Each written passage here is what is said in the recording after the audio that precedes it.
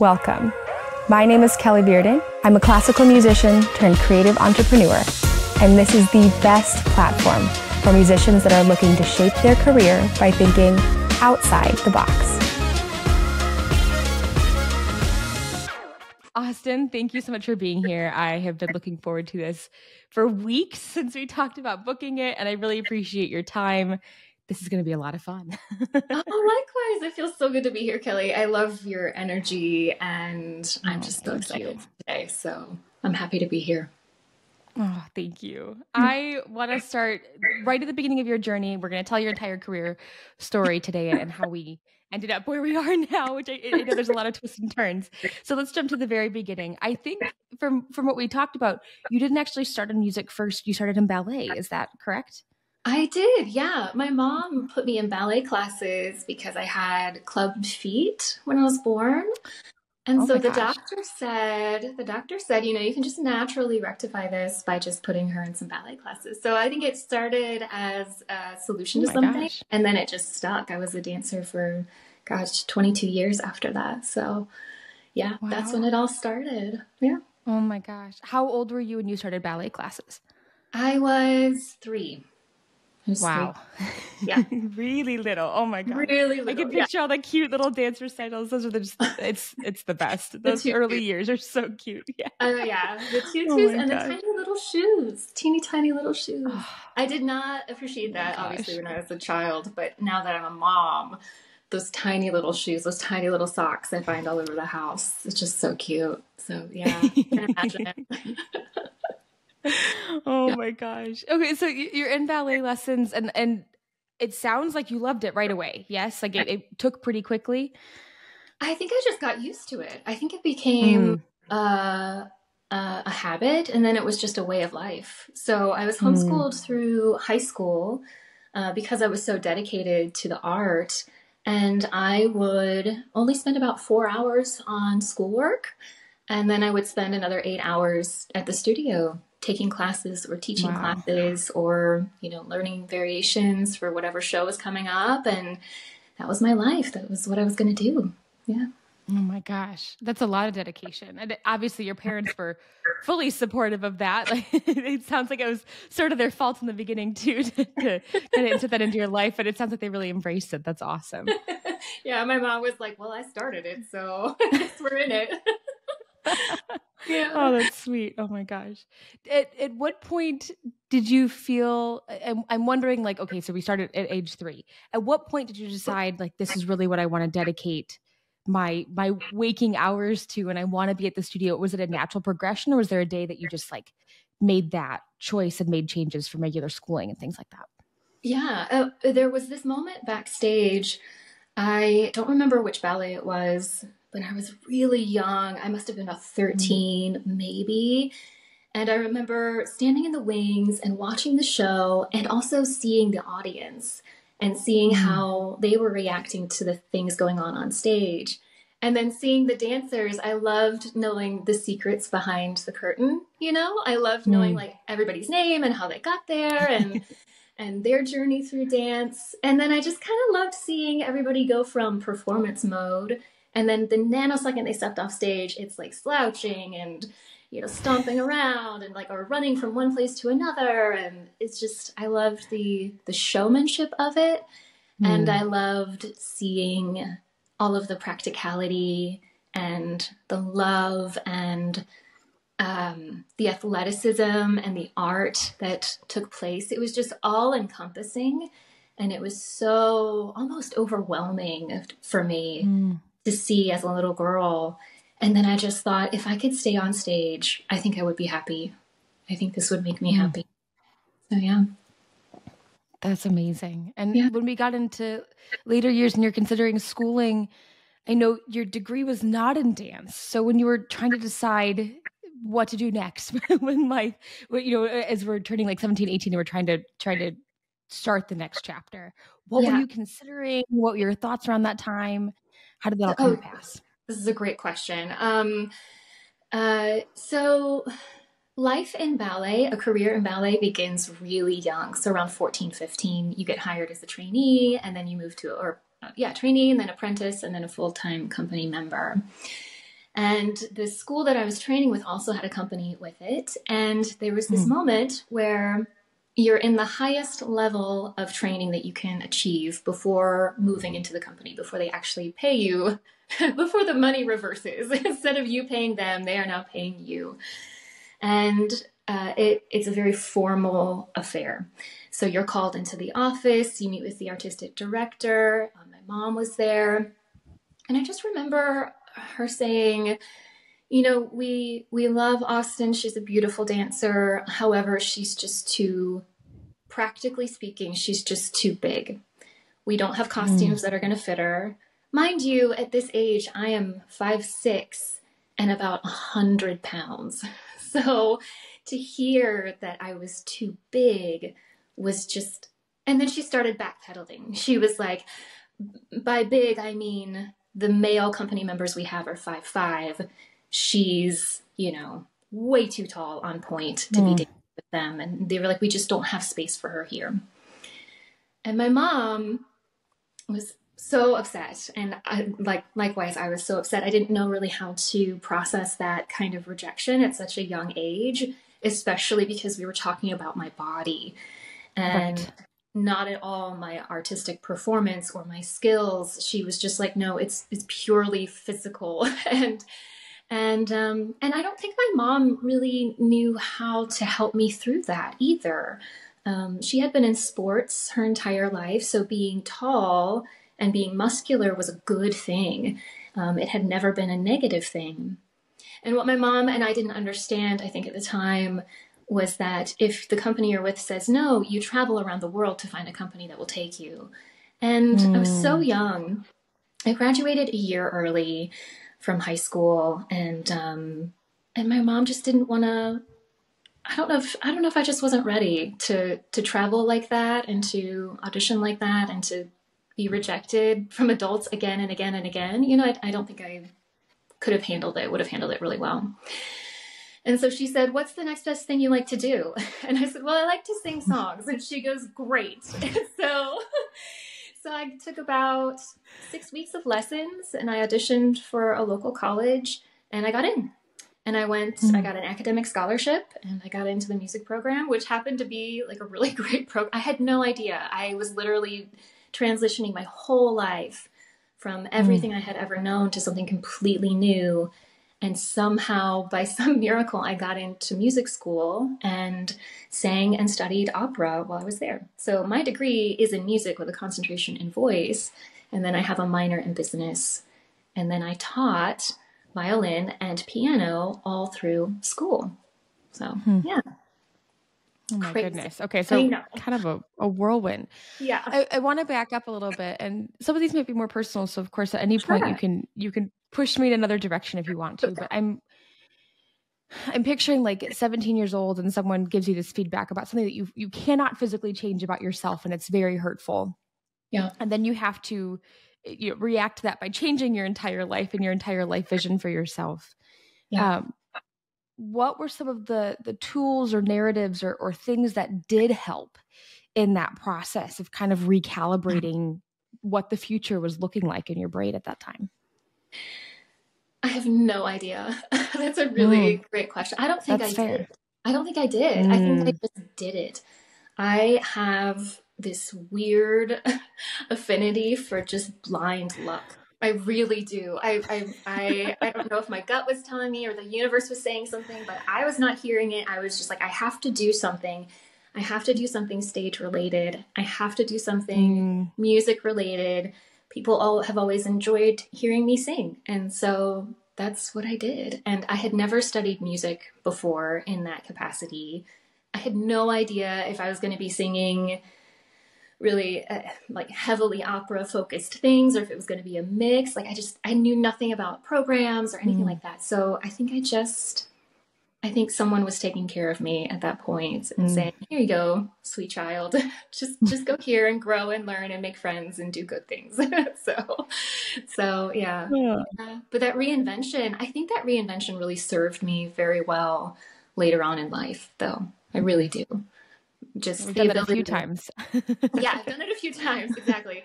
And just the ability to say, this isn't working. I don't know what will. I feel like this is a good direction. And you just do the thing. You just do the work and you do the thing and you do it according to you. And that's it. And so I think the ease of that and letting go of control has really helped. Letting go of things that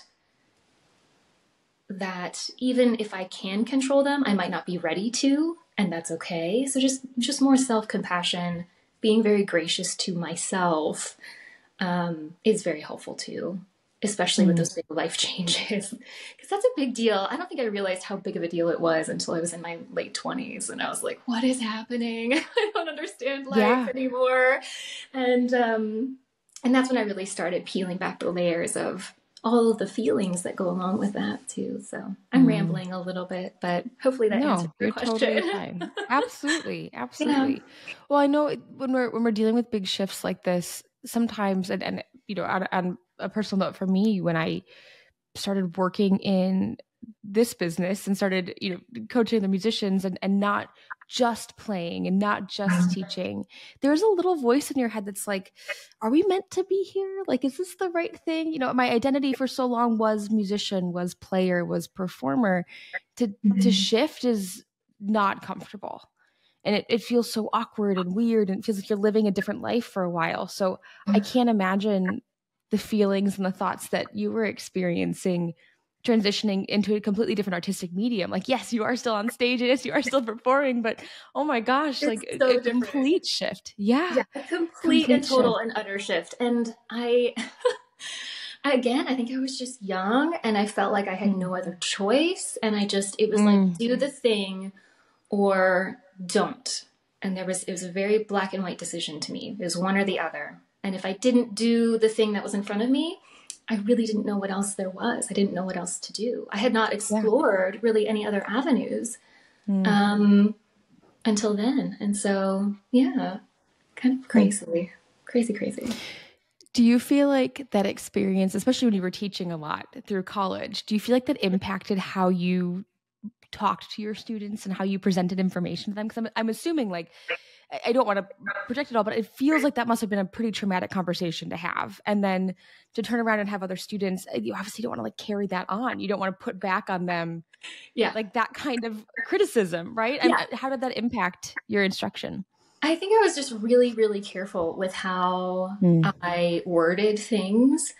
And I was not a perfect teacher, and I'm still not a perfect teacher either. I'm not a perfect coach because I'm not a perfect person. You know, like I've just kind of let go of that a long time ago.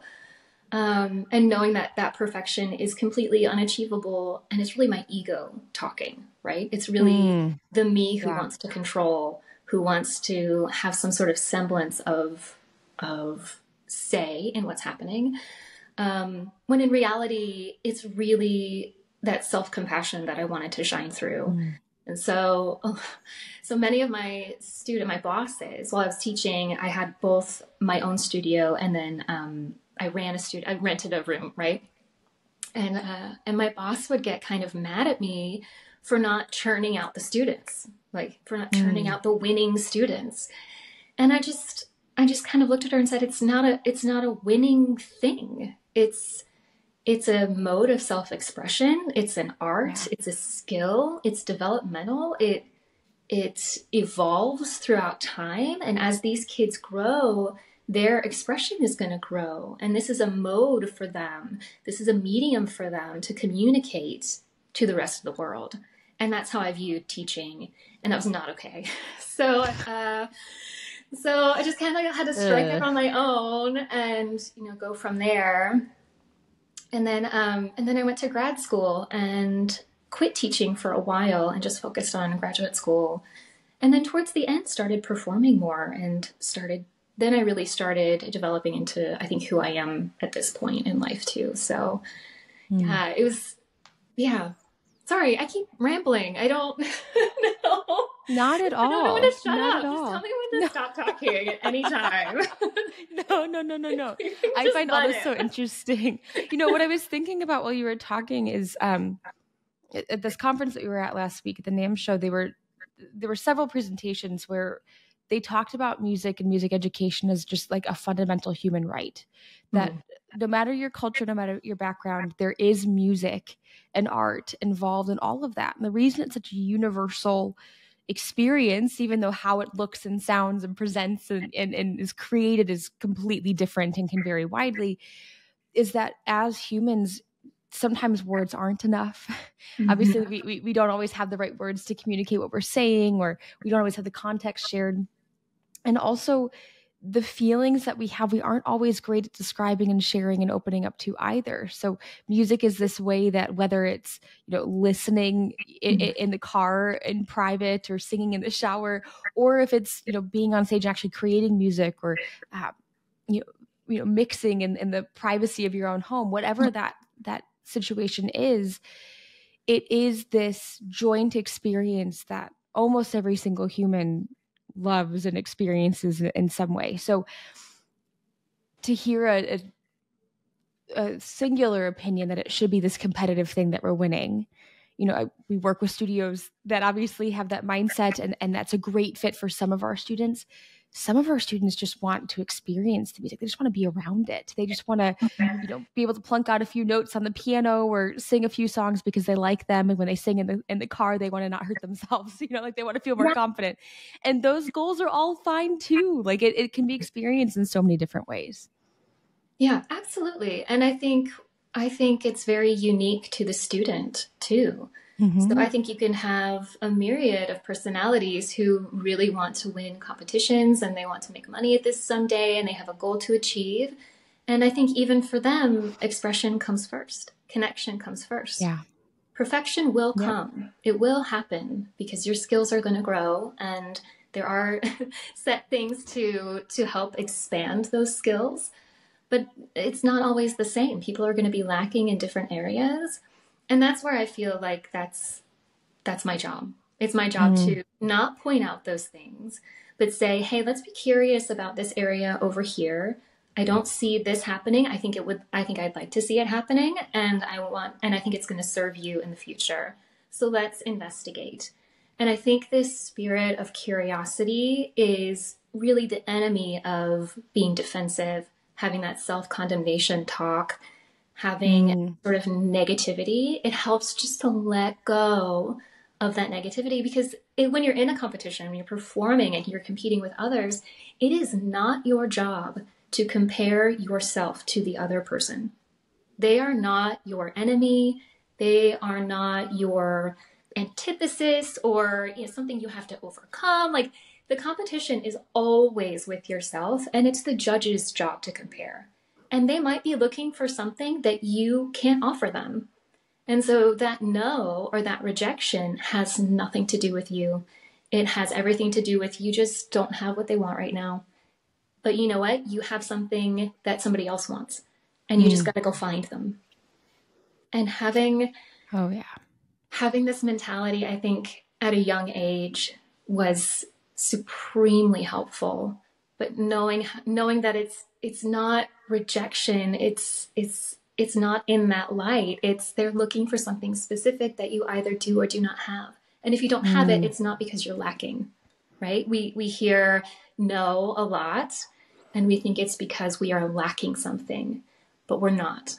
We are enough as we are. We just need to go find the people who think that we're not lacking. Do you know what I mean? We have a certain skill set and a certain voice and a certain creativity and a way we interpret the music or the text or the pottery or like whatever medium you're working with. We have our own voice, and that's what I've become really passionate about too, is helping people find their authentic voice with whatever medium they're using, because we need that. Everyone needs that. Everyone in the world needs that. That expression of that still small voice inside of you. That kindness, that empathy, that compassion, that connection, that human connection that I think music transcends culture and language and even religious affiliations. We all can communicate through music somehow, and because it is innate, right? It is a right. And to have that and to see that for what it is and to imbue that into my lessons. And if I can give that to anybody that I'm coaching or teaching or, and whatever medium it is, that's when I feel like I've won. That's when I feel like I'm a good teacher. Yeah. Oh my gosh. You gave me chills. What I love about what you're saying too is I'm thinking back on 17-year-old Austenne, who got this rejection and this no about something that she cannot physically change about herself. Yeah. And as I'm hearing you kind of share and process this journey, I'm also realizing, like, when I asked what tools it was, this is it right here, this mindset of like, okay, I can't change this. And it's not a reflection of me. Like, they easily could have male dancers that were over 5'5". Like, that was a choice that they made. That was not a choice that I made. And also at a certain point when I was growing faster, they also could have told me that this was inevitable, and they could have helped me and supported me in that shift, but they chose not to. And so again, this is not a reflection of me. This is a reflection of this company and this organization. And it's time for me to look elsewhere. Now, obviously for you, it meant looking into an entirely different medium of performance, but that agility, and I think that like self-acceptance and love is something that on whole as humans we tend to struggle with. So it's really beautiful to hear you it's not even like a lemon and a lemonade situation. It's just like this very practical, logical viewpoint of, I wasn't what I had, they weren't buying. What I can offer wasn't a fit. And it's not personal. Most of the time it's not a personal decision. It's just, this sound doesn't fit this orchestra, or the height isn't a match for our company, or the style of your voice is fantastic, but just not for this role in this production, based on who else we've cast already. And it's important to know that it's a mutual fit. And if something isn't 100%, then you don't want to work in that environment, because that's where more conflict and more tension arises from. It's okay for things to be misaligned and to move into a different place. Absolutely. Absolutely. And just to accept it for what it is and let it go. Let it go. Do the work and do good work. And my question to myself at the end of the day is, did I do good work? And if the answer is no, then I can be curious and I can say, why? What didn't feel good? Why didn't it feel good? Was it for the right reasons? Was it for the wrong reasons? What is wrong right now? What is right? And so just having these semi-existential conversations with yourself, I think you can find out a lot about what is really driving you to do these things. What is driving you to perform or teach or whatever it is. But I was going to say something else and I forgot, but so many things came to mind while you were talking too. So I didn't know which direction to go. It's all good. It's all good.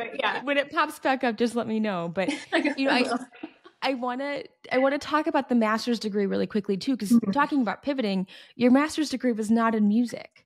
So post undergrad, kind of fill in the gap for me. So post undergrad, like still teaching a little bit and I think performing as well at this point. What was happening in the few years after you finished that undergraduate degree? So two things were happening as I was graduating. I was really questioning what I was supposed to be doing. So because I had been performing since I was a child, it was such a way of life. I didn't know if this was actually what I wanted or what I was good at necessarily. Like other people said, Austenne is amazing at this, so you just did what other people told you. Yeah, exactly. I get that. Exactly. Yeah. And my parents, God bless them, were very, very strict when I was growing up. So exploration was really not a thing. So when I went to college, it was you go for a goal and you achieve that goal and then you're done. And it was never, I just didn't get that opportunity really to see what it was like to sit in an office from 9 to 5 or travel the world or be a travel blogger or whatever. You know what I mean? Be a content creator. Like, what is that? How do I do that? Do I like this? Do I not like? What about it do I like or not like? And so, so that was really the point where I just thought, I don't know what I'm doing. I don't know what's happening. I grew up in a very religious household and I did not really understand how to reconcile art and faith together. That was very difficult for me for a long time.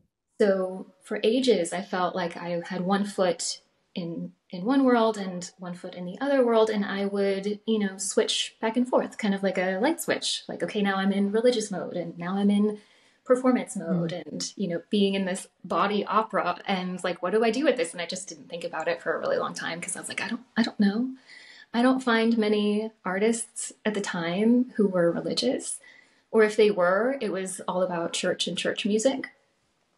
And so I did not know how to be a part of the church and also performing, you know, in operas, which which are the opposite of religious. But sometimes not. Sometimes not. I'm sure I don't know what you mean. So talk about like two very separate things. Yeah. And so I was like, you know, why don't I just take a break for a minute and I'll go to seminary. And I got a free ride to seminary, which was a positive and negative experience, but I think I'm better for it. Just discovered things, just had a minute to take a step back and not perform for a while. And I was working there actually right before I graduated, with a degree in ethics of all things. Like all I did was study philosophy. I'm very goal oriented and very type A. So if I want to know something about the universe, I'm like, why not go get a graduate degree? So don't just read the book, like you have to get the degree. And so, so toward to prove my mastery, I know. Yes, just ask exactly. me. Now I know. I need the piece of paper to show people I know what I'm talking about. Oh my gosh, the need to prove myself was just insane. So anyway, I towards the end of my stay there was a voice teacher, and I thought, you know what, I want to start singing again, just because I love it, not because someone's paying me, not because I'm a part of a production, but I need to figure out if I actually really like it. And I think that was really a turning point for me too, because she was so encouraging and she had a different mindset and she just loved teaching, and she didn't care if I went to Broadway or sang in Switzerland or, you know, anything like that. She was just like, oh, you love to sing. Okay, well, let's sing. And then after a while, she just said, you know, I think you like performing. I think you actually should do it. And I think you're really good at it. And I think you could go really far with this. And that was really the first time I actually felt like it was real. Does that make sense? Felt like I could actually do something worthwhile to benefit myself and other people. And so that was the first time I thought, oh, maybe I do have a passion for this, or a calling to this, or a leaning towards this area of life, or this vocation, I should say. But yeah, I had a really good teacher at a really pivotal moment in my life, and it changed everything. So, yeah. That encouragement is so important when we're trying to, I don't know, sometimes discernment is, it's messy. Like we have to go and explore and try a bunch of different things and get the no's and see what, where we're getting yeses and where we're getting no's to help us kind of piece that together. It's not always just like an internal process. In that period, I know when you were in seminary, it kind of sounds like you weren't performing anymore. Had it been sort of a clean break from music and performing entirely? Yeah, it was cold turkey. It was. Wow. Yeah, because I just didn't know. I didn't know why I was there anymore, I didn't know what I was doing. So, yeah. Did you feel like that break, when you did return, made it more impactful and meant that when you were there, I obviously once you had that input, I'm sure it felt like you were in the right place again and someone else had kind of helped you figure that out. But in that return process, was it scary coming back, or was it just like pure excitement of like, thank goodness I'm home kind of a feeling? It was a little bit of a homecoming. I've never thought about it that way. It felt really comfortable. It just felt like a hug. It really did. It was like, oh, I left my small town for a while, made it in the big city, and now I get to go back home. That's kind of how it felt. And it was really, again, another experiment. I had what I needed to start performing again. And it was just a trial. And I just said, well, let's just audition and see what happens. So there really was no pressure. This act of letting go, I think, just was instilled in me in such a young age that it's like, okay, no pressure, I'm going to go. And if it doesn't work, it doesn't work. Yeah. And I know, like, I need to know things. I need to know, I need to try, I need to see what works and what doesn't. And it never feels like failure. It never feels like I failed at something, ever, ever. No's never feel like rejection. And if a project doesn't work out, or if something I tried doesn't work out, it's, oh, well, I tried and now I know which way to not go. or I can glean this lesson and this lesson, and now I can apply it to the future. So it's never this like up and down or this emotional roller coaster that I think so many performers go through. It just is. It just is. Yeah. I think it's such a beautiful mindset to have, Austenne. I think a lot of musicians that I talk to, and a lot of musicians that are in this kind of period of reinvention, are feeling pretty negatively overall about, like, if I'm teaching and I'm not performing as much, does that mean I'm not a performer and I'm not a musician? Or, you know, if I take a job outside of music, what does that mean for my, like, self-definition and self-view as a musician? Especially when we're talking about something that we start so early in life. Like we were saying before, if you've been a dancer since you were 3, that a dancer is part of your self-identity and how you would describe yourself to a stranger. And so it's hard to grapple with that. If I'm not on stage, then what am I? Who am I? Yeah. That's the exact question. Our too. feeling. Yeah. And I'm wondering too, especially since you were dancing so young and performing so young. And again, I'm going out on a limb, so if this is not something you've experienced, of course, not a big deal. But I'm wondering if you ever had moments where, because you're playing other characters so often, was there like a little identity crisis of like, who am I outside of these people that I'm constantly portraying? Oh yeah. There's a little, especially when I was younger and earlier on, there was a lot of at one point I was told I have the voice of an angel but the face of a witch, and they weren't really sure how to cast me. So that's awful. Oh my God. Yeah. I mean, who says that? I know.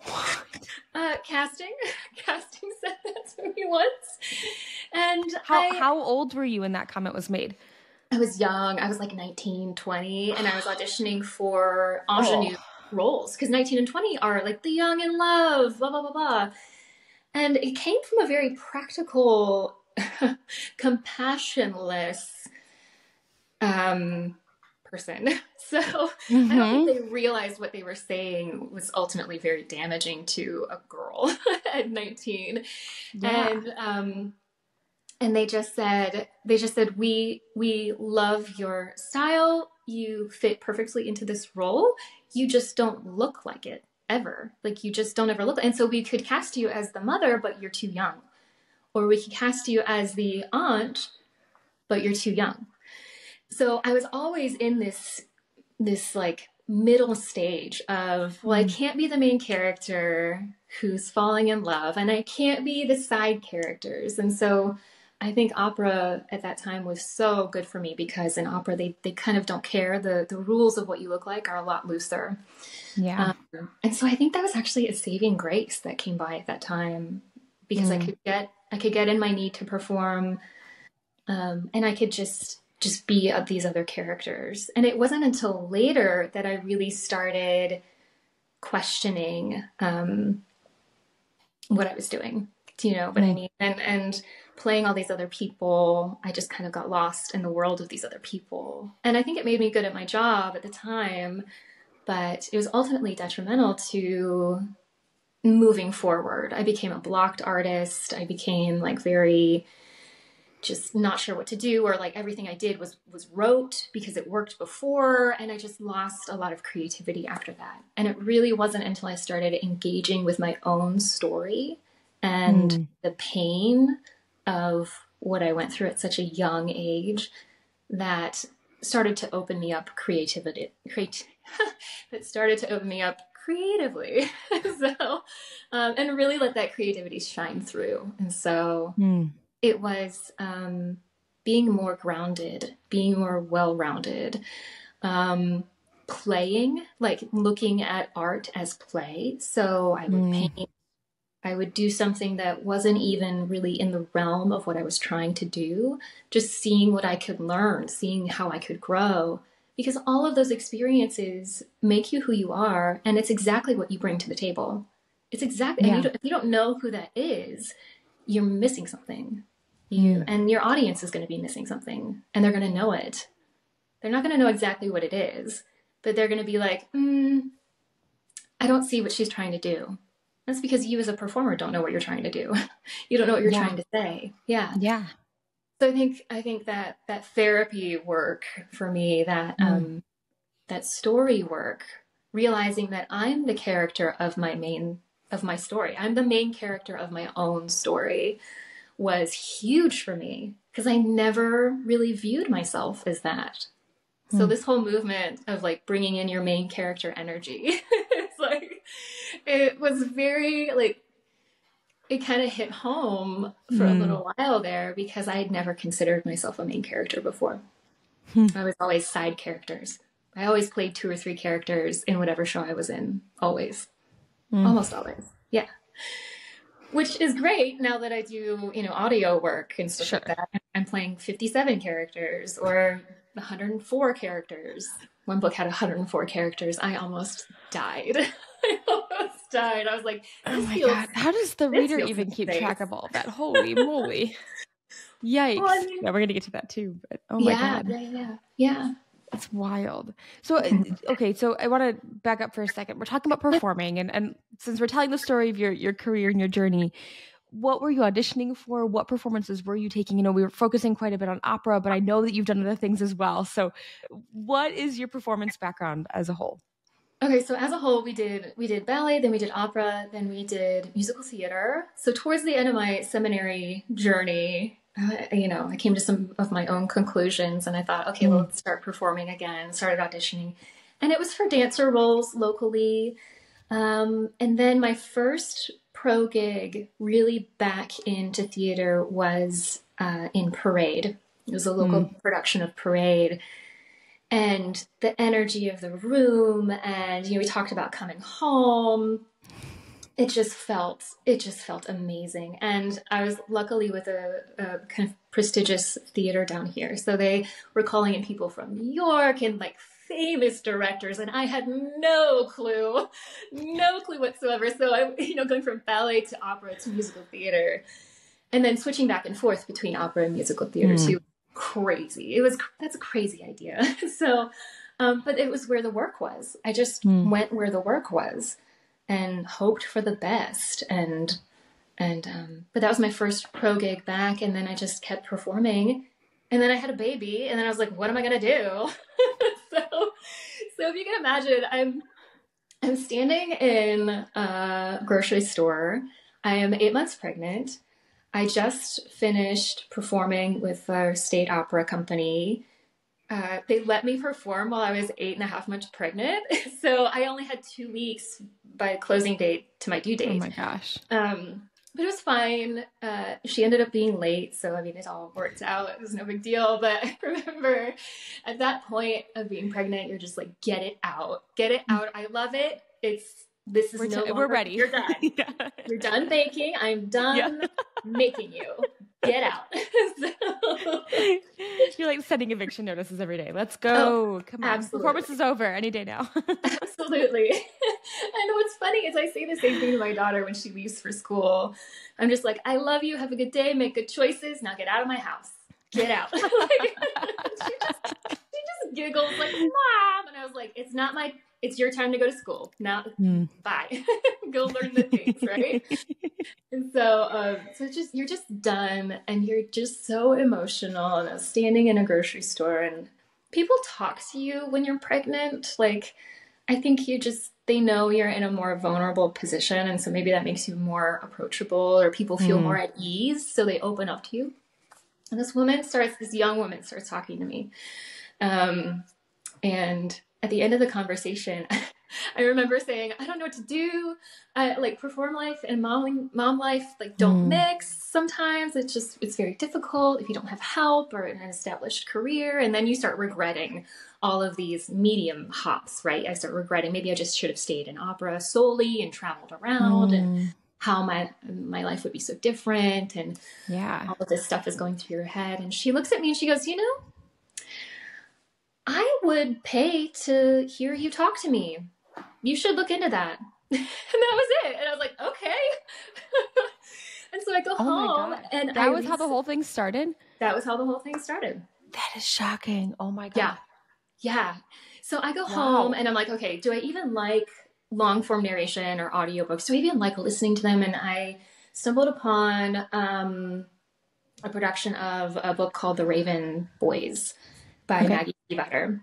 And his name isn't coming to mind at this point, but I think it will when I'm not thinking about it. But the actor who played it was just marvelous. And I thought, oh my gosh, if I can do that, I think I'm going to be okay. I think we're fine.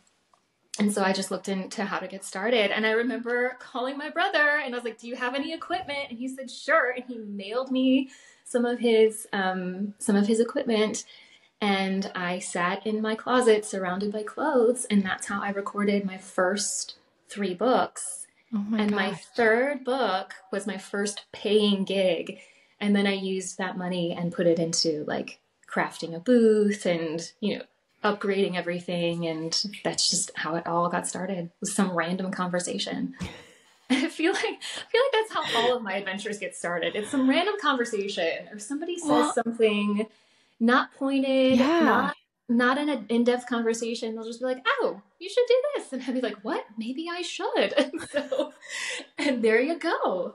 And oh my gosh. I mean, look, like the open-mindedness of that is so impressive to me. Like finding those open doors and, the little, what is it? When a door closes, a window opens, something like that, like seeing that agility that you have in deciding what to do next is amazing. And also you've clearly been prepared for it. I mean, not only have you been performing your entire life and have studied and perfected and refined your vocal craft, but then also if you were acting on top of that, and especially musical theater, like there were so many other, like on your website, you've got all of your accents listed, for example, like so many other things that you had been working on and preparing that I'm sure once it started, it felt like a really natural fit. Yeah. It did and it didn't, because if you think about it, different mediums serve a specific purpose. Sure. And require a different skill set. Yeah. So some people will say that film is actually an editor's medium, because the final say in how the final product looks, even though you have other artists contributing the entire time you're making this film, the final say happens with the editor. With audiobooks, the final say, for me at least, happens with the actor. So for the first time in my life, I didn't have a director. I didn't have anybody telling me what to do. And I was completely lost. Just throwing spaghetti against the wall and seeing what sticks. And I know these sound like really glorious moments, but they're actually really low moments for me, right? They're actually me at the end of a search thinking, I don't know what else to do. I don't know what I'm doing tomorrow. I don't know what's happening. And I'm wondering if the admission of that forces you to be open to a wider scope of opportunities. And so it really wasn't me making a conscious choice. I wish I could take all the credit for having this wonderful worldview, but I can't, because it was really only after I was brought really low did I even open up a little bit to consider other things. And then the other things hit just seemingly out of nowhere. But the more I talk about it, the more I see how perfectly they fit together. So I think how this affects me moving forward and the projects that I choose and the business that I run is there's always another option. So whenever I feel like I'm getting low, or whenever I feel like I'm just hearing too much no's, it's never, excuse me, I never turn that back around on myself ever. Because it, you know, like we were saying before, it's not about me most of the time. And if it is, it's something I can fix. And if it's something I can't fix, like the shape of my body, I have to let it go. I have to let it go. And then the no's don't feel so dramatic. They don't feel so emotionally charged. And I don't know where I should end that statement, but I guess that's I think what a really beautiful point that we sort of danced around was like, yes, these things are presenting themselves to you, but also you are asking for help. Like in those moments where you're low, what I've heard several times throughout your story today is that when you didn't know what to do next, or when you were unsure, you were actively asking other people that you respected, that you trusted, or even just people that seemed to care, like a woman in the grocery store that in that moment seemed to genuinely care about you. And I think a lot of us tend to suffer in silence, not to make overgeneralizations, but I think it's kind of human nature to like shut down and like, why would I post on social media that I'm having a hard time? Or why would I admit that I don't know what I'm doing, that I need help? You know, it feels so, foreign to us to express that, and it's scary, and we feel judgment, and like having that moment of authenticity to say, I don't know what to do next. Like, my baby is due in 2 weeks. What the heck do I do after this? Like, what am I supposed to adjust here? I don't even know how this operates and what this life is going to look like.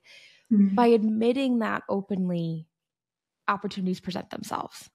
And so I think, as an aside, like I made a video on this recently, like we practice our craft, but we don't practice our business. And part of that is admitting what we don't know and getting the support when we're out of our depth, or when something just isn't working the way that we want it to. You know, we take lessons forever, but then when it comes to functioning in our professional life, we tend to forget that we only got here because we had mentorship and guidance, and asking for help is a beautiful thing.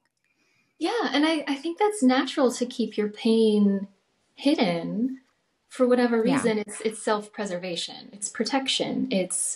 You're trying to protect yourself from the world that has hurt you so badly. And I completely understand that. And in the same token, healing happens in community. So one of the biggest things I asked myself starting out with narration was, where is my community? What am I doing to surround myself with amazing people? How can I pour into these people? Are they really people I want to have around? And sometimes the answer was yes, and sometimes it was no. Sometimes it was just I needed to move on from that friendship or coach, or that it just wasn't serving me, and that was the hardest thing. Finding a new community is the hardest thing to do, especially when you're jumping from genre to genre, or from medium to medium to different modes of expression. We are in a very vulnerable business. We have to show pieces of ourselves to our audience in order to connect with them, in order to do what we do. And so naturally, we might be a little bit guarded and unwilling to do that. And the question I always ask is, are you curious? Being curious is the enemy of being defensive. It always is. And we are so often more defensive with ourselves. I have to be a violinist because my mother put so much money into it. I have to become a dancer because that's all I know. We tell ourselves these universal truths that are not even real. They're not real. And the ultimate decision about where our life goes lies with us. I think we are capable of accomplishing far more than we imagine. Because what we imagine is often set by how other people think about us, what other people have told us about ourselves. And I think the best thing an artist can do is just sit down and say, what do I think about myself? How did I feel about this rejection or this no? Why did I feel that way? What is that even based on? And a lot of this is like, you might need to find a therapist. You might need to find like, you might have some stuff, you know, but at the end, you know, just to circle back around to what we were talking about, it's about that human connection. Music is always about that human connection. And even though I'm primarily in narration right now, I carry all of those music lessons with me. Every single one, the good ones and the bad ones, and the torturous ones, and the ones where I didn't want to be there, and, you know, the ones where I just didn't want to do what I was doing, and, or the, you know, the casting who told me I would never fit. You know, I carried all that with me. And I have learned to accept that and be compassionate to the girl that heard that, you know? Be compassionate to the child who had a really domineering parent who was like, you will play piano forever and ever. Amen, you know? And, you know, certain things, certain survival mechanisms grow out of those things that just don't serve you anymore. And you have to let it go because you have to move on, and you're the boss. You're the main character. You get to decide what you keep and what you don't. And I think just daily acknowledging that makes us a little bit more well-rounded as a person, but also opens you up to setting boundaries and being vulnerable when you choose to be, and showing up when you choose to show up, and really realizing where you're supposed to be, regardless of what anyone else thinks about you. I think it's easy. Sorry. Yeah. Oh, no, okay. Absolutely. I think it's in so many ways it's easier said than done, because what we have to do is take in information from sources that we have to first distill, like, is this a trusted or a non-trustworthy source? Like, is this someone that I can listen to? Is this an individual who I think has expertise here? Like, what is the benefit to me taking in this feedback? And then when we're taking that feedback and processing it, like, how much of this can I control? How much of this can I change? And how much of it do I actually want to change? Like, maybe there are things that are being critiqued that I do actually really like about my performance or about who I am. And maybe I just I don't want to see those things shift at all. And I would rather wait for someone who's aligned than to make that change. Yeah. And I also think part of it is like self-awareness of where our goals and our values really are. So I love what you're saying about like working through that, maybe with guidance from a therapist or a mentor in some way, finding support in determining your path forward. It's not always so linear. It's not always like a door opens and we just run right through it. Sometimes that door opens and you're like, that's interesting. I'm just going to keep doing something else for a little while, but I'll circle back later. And like, it, you know, returns a few times before we really settle on it. It doesn't always have to be this monumental shift immediately.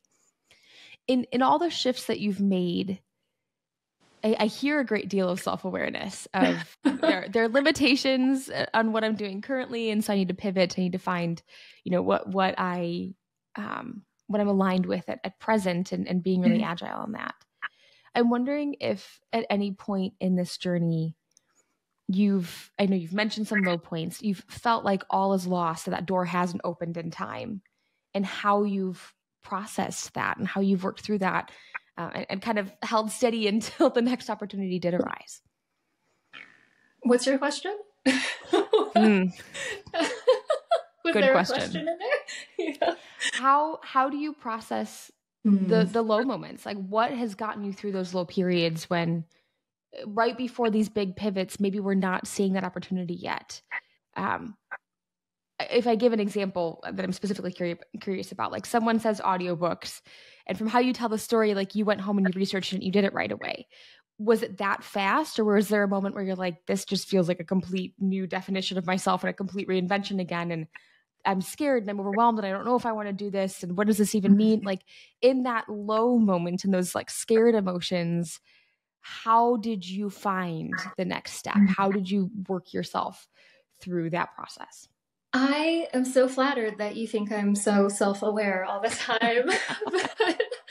but during those moments, I really was not. People ask me how I got started, and I like to say a little bit of moxie and a lot of desperation. Just really had to be driven to the point where I was willing to see other options, where my ego was was, pushed aside so much or just not working. It really was just exhaustion. And I could not at those points really consider anything else because what I had been doing was working.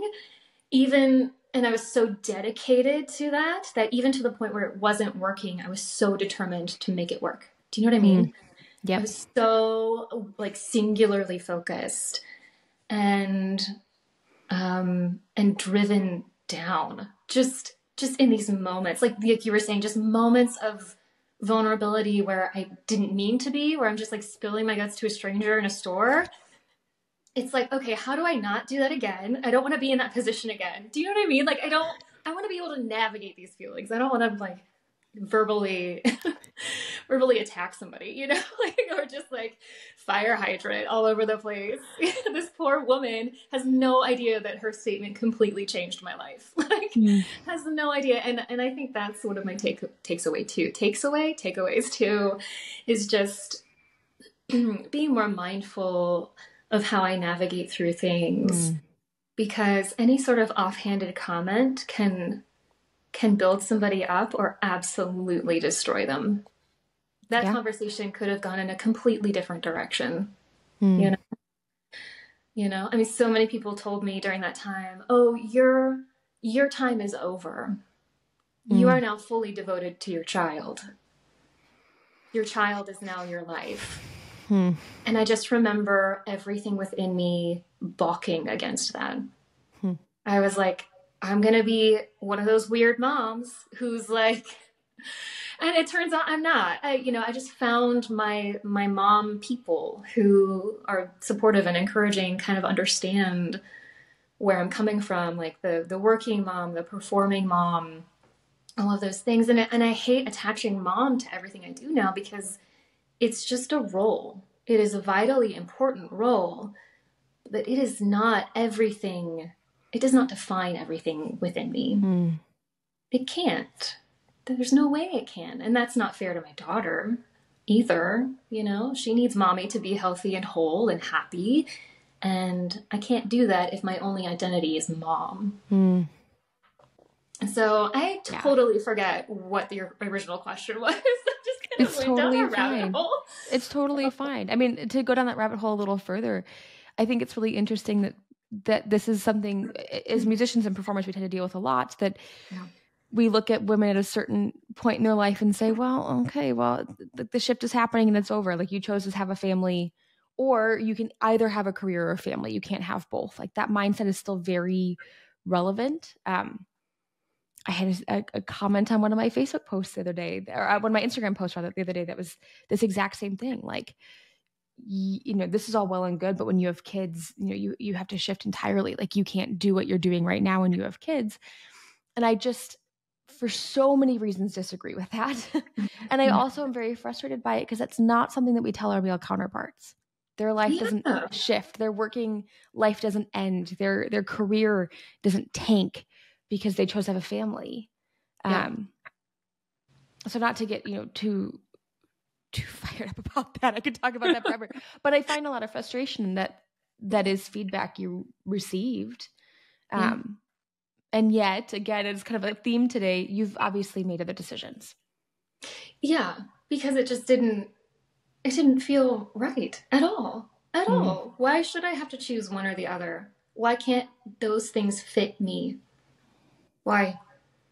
And I think what being brought so low to these moments of just utter undoneness, I think, this forced view of anything and any option, being in that emotional state where you're just like, I'll take anything. I'll take anything. I'll take it. I'll explore it. I'll look into it. I'll, like having those moments. Yeah. And I think that starts in so many different ways. And I'm a big proponent of any step forward should be celebrated too. So we're talking about some really deep, introspective therapy, shadow, like undoing trauma type of work. And it all comes, under this umbrella of engaging with your own story. And I think when people do that, everybody benefits, your art included. Your art included. My art and my self-expression has completely changed in the past, even in the past year and a half, because I've done that work. I've gotten that different perspective, because I just have a lot more compassion for myself and for the writers that I work with, and the writing pains that they go through, and even just adding music to what I'm doing. And very early on, one of the authors asked me to write a little melody, and I was like, oh, I can totally do that. I know exactly how to do that. I can't believe it. And I think that was the first point where I started to realize, oh, all of the stuff I've been through is going to have an effect on how I communicate, and the projects that I choose, and the companies that I work with, and the colleagues that I work with. You know, we were talking about the no's being, it's not for you right now. And you don't want to force yourself into someone who doesn't want you. Yeah. You know, like, it's the same thing in relationships. You can't make somebody love you. You just can't. And there are some people who will continuously mock the way that I speak. And I'm just like, this is how I talk. I'm not changing how I talk to appease your listening ear. There are there are thousands. I'm going to say millions of narrators, millions of storytellers. Go find what suits you. Leave me alone. Yeah. Leave me alone. And I feel very passionate about reviews too. Like I know, yeah, right? Yeah. Okay, we're all like, okay. So, and I think I mean more like consumer reviews and not critics reviews, right? Because those are vastly different. But consumer reviews, they're not for us, but they are specifically about us. And if somebody doesn't like a voice or a cadence or whatever it is, it's okay to express it, but you just need to remind yourself that there's a human being on the other side. They made certain choices that you're not going to like, and you didn't like them, and that's okay. But people, I think, just forget that there is a human being most of the time. That's kind of shifting at this point, but there's a human being who has put in a lot of work and a lot of time and brought themselves to a vulnerable place to communicate a message to the listener. And I just want listeners to always keep that in mind as they're listening through. If a narrator is not for you, then they're just not for you, and that's okay. Like, move on to another narrator. Yeah. But there's no reason to be nasty about it, you know? No, and we deal with it on social media too. It's very frustrating. I'm sure you've had quite a bit of that too. It's not ideal. No. Not ideal. I don't like it. I don't like it at all. And I don't understand why. I don't fully understand the need to do that either. To write a nasty review that has really everything to do with you. I think people need to remember that any dissenting opinion says more about you than it does about the other person. So if I say something that somebody disagrees with, it is more reflective of their character, how they respond, than it ever was of my initial state. And so when people write reviews that are going to go towards the negative side, totally okay to have negative opinions, but be mindful that you are communicating way more about you than the person that you're critiquing. And so, yeah, I think people just need to, one, we're humans, we're all humans, and two, dissenting opinions say more about your own character than they do about you originally. Yeah. Than they do about the original. There's so many appropriate and professional ways to express our dislike of something and our disappointment in something too, but it is funny how few of those comments end up being, like, respectful and constructive and specific. They tend to be very general and pointed for no reason, and there's just no tact. There's no tact whatsoever. Very, very Mean Girls oriented. Yeah. And you can tell, the vibe, when you're reading it. Yeah. And then my thought is just like, what other things could that person have done today? Like, how else could they have spent their time, other than railing against how I speak? I literally had one reviewer just go just go off on Hmm. how I spoke and the cadence of which I speak. And I was like, a lot of this is biological, so I Yeah, don't understand. yeah. Yeah, it Oh. was just insane. And then I Hmm. thought, how sad that you spent, at least 20 minutes crafting this Hmm. lovely piece, or maybe 2 minutes or 30 seconds. But that's 30 seconds you could have spent doing something else. Like, there's Right. no point. And I feel the same way about my own reviews of, as a consumer, Hmm. if I'm hearing something for work or if I'm hearing something that I'm just trying to explore, if it's a negative review, if it doesn't sit well, I don't need to say that it didn't sit well. That's somebody's art. That's Yeah. somebody's being vulnerable at this time. I'm not gonna, kick somebody while they're down or shun that kind of vulnerability. That's awful. That's how Yeah. trauma is born. like, Well, like, and come on. I think a lot of this too stems from the feelings that we haven't dealt with ourselves. Like it's easy to project it on somebody else when we haven't dealt with those internal feelings. So Right. again, like it is a reflection of the other person. Yeah. I don't know. It The still internet's a stings. wild place. Yeah.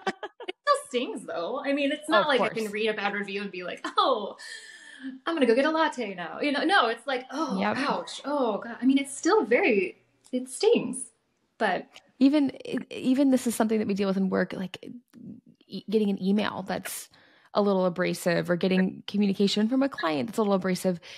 Sometimes you just wish like, I wish they'd taken a beat to read this and see the tone it was implying. And also, if we approach this as a team, then I'm way more in the mindset to help.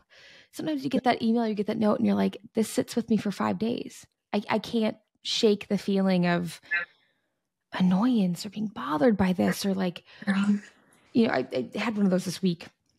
Something kind of came up and I was like, this is what you're asking, I can't help with. And also you're mad at me that I can't help with it, but I've been very clear about what I can and can't do. And in those situations, why does it need to be an argument? Like, why are we still trying to kind of butt up against that? So anyway, all that to say, like written communication on whole is just frustrating. I think that the technology has outpaced our maturity and ability. I want to jump really quickly to your career today. So at present, what does Austenne have in the works? Like what is a daily life or a daily week look like for you? Or daily oh week, you know gosh, what I mean? yeah. So right now I am fully doing audio narration. So audiobooks, basically. We call it long form narration. Um, I have a project coming up with the Meisner Institute, Oh, so I'm cool. working with them on a super secret project. So I'm looking forward to that. Yeah, I'm That's very awesome. excited about it. I know. Yeah, I'm so excited. But we're still in the creation stages. But that'll be coming down the pike too. And then really just acting, just performing every day in my house in my pajamas. It's fantastic. It's fantastic. And then doing interviews like this and just trying to put my voice out there in a very positive way. Mm. And that's what I look for in certain projects too, is how will this serve me and how will this serve whoever's hearing it, and what is the purpose? What is the author trying to say? And where's this going? So that's kind of what a regular day looks like. I try to fit in yoga and journaling and all of those self-care kind of things, but it's a challenge. It's a struggle, but I don't know. I mean, knock on wood, I'm very successful to this point, so I'm hoping that keeps going. But if I it love that. doesn't, I know I can just like do something else. So. We have just a little bit of proof around that. Hey, did it a few times. Oh, that's awesome. Yeah. Oh, that's amazing. So my final question, and I kind of like to ask everybody, since we are talking about the definition of self and like how the art can kind of overtake our own personal identity outside of music and dance and voice acting. What else does Austenne like? What else do you enjoy doing? What else like occupies your time? Obviously being a mom is certainly a big part of that. Yeah. What else is filling your time too? Yeah. It's a struggle to find time to myself. So I actually make journaling and yoga. My yoga practice specifically is like an hour of yin yoga. So really like the art of letting go, or like a really gentle vinyasa flow, or this is not power yoga time. This is not like I'm getting a workout and I'm super fit. This is, I got some stuff and I need to let go of some stuff. And I think that's been the healthiest sort of mind, grounding activity. But I love, other than that, I love hanging out with my daughter. She is a spitfire and hilarious. And I'm not sure like where she gets it. So like, did I, what? It's like the only proof I have that she's mine is 26 hours of labor. And like, she has a little beauty mark like I do. And that's it. like, I don't know where she gets it from, but she is such a light and, such a personality, just has a big personality. And I always just want her to tell her to just be herself, and people might not like it, and that's okay. And that's her biggest struggle right now. She's 8. So being liked is a big deal to her. And she loves it when people get along, and she doesn't understand conflict very well. And so sometimes we have to explain that certain people don't like certain things, and that's okay, but they can't be nasty about it. You know, that's a friend you don't need. That's not a friend. That's not the definition of friend. So we do a lot of that.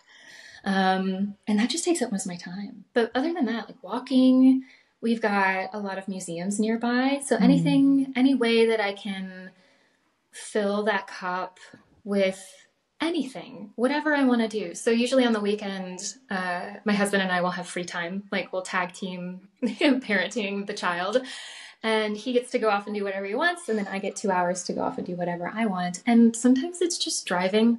Sometimes I get a cupcake. Sometimes I go to a thrift store. Sometimes I go to the museum, but it has to be by myself, and it has to be just whatever I want to do. Last week I painted this wall. That was a big deal for me. I painted this That's awesome. green wall. I was like, yay. And so, but I think listening to yourself, kind of knowing your body, being grounded, body, mind, and spirit is so, I think being disconnected can do so much more damage than, and being connected can do so much more good than we imagine. What we do affects everybody around us, and our attitude and our interpretation of life affects everyone we come into contact with. Even random pregnant ladies at the grocery store. I just love that story so much. I know, right? That is so amazing to me. Oh my gosh. I am the person at the grocery store that people just talk to all the time. Like, I don't know what it is about like my energy or my appearance or something. Like people just like all the time, the dairy aisle, like and we live in Wisconsin, so obviously we spend a lot of time in the dairy aisle, but talk to me. And when I was younger, I was very frustrated by it. And even now, like I will find if I'm in a rush, like really not right now. Like I appreciate this outpouring, but I also don't need your entire life story right now. At the same time, I think it's kind of a wonderful blessing to have that connection to people. So I absolutely understand what you're saying, and I agree with what you're saying. Like being present and having that connection opens a lot of doors, and it means that sometimes that connection that somebody else needed can exist also. Even if I don't need it that day, I can still be that person for somebody else, and that's so important and impactful. Yeah. So absolutely, and two things can be true simultaneously, right? You can be at a low point and still be encouraging to somebody else. You can be frustrated with something and still extend compassion to someone else. You can be angry at something and still be kind. And I think people always want to believe it's one or the other, and that's just not true. I mean, we can feel a myriad of things at any point in time simultaneously. And so it's just what we choose to be in that moment. It's a beautiful part of being human and being an artist. We get to express all of those complicated feelings too. Oh yeah, we need an outlet. We feel all those people. We have to put it somewhere. So yeah. Oh my gosh. Well, Austenne, thank you so much for sharing your journey and your story and all the twists and turns. It's just been a blast to hear this all from you directly, because I've known some of this kind of secondhand, and even just reading through your biography and everything. But it's so cool to me always when we make shifts like this, because it takes a lot of a person to reinvent themselves, and you've done it successfully so many times that I am really impressed and inspired by that. So thank you very much. Oh, well, thank you for having me today. And thank you for asking such great questions. You're really good at that, by the way. And I think that openness, that approachability serves you really well in this capacity. Thank you. So you're doing a lovely job. This was a wonderful conversation. Thank you for having me. Yeah. Of course. That means a lot to me. Thank you, Austenne.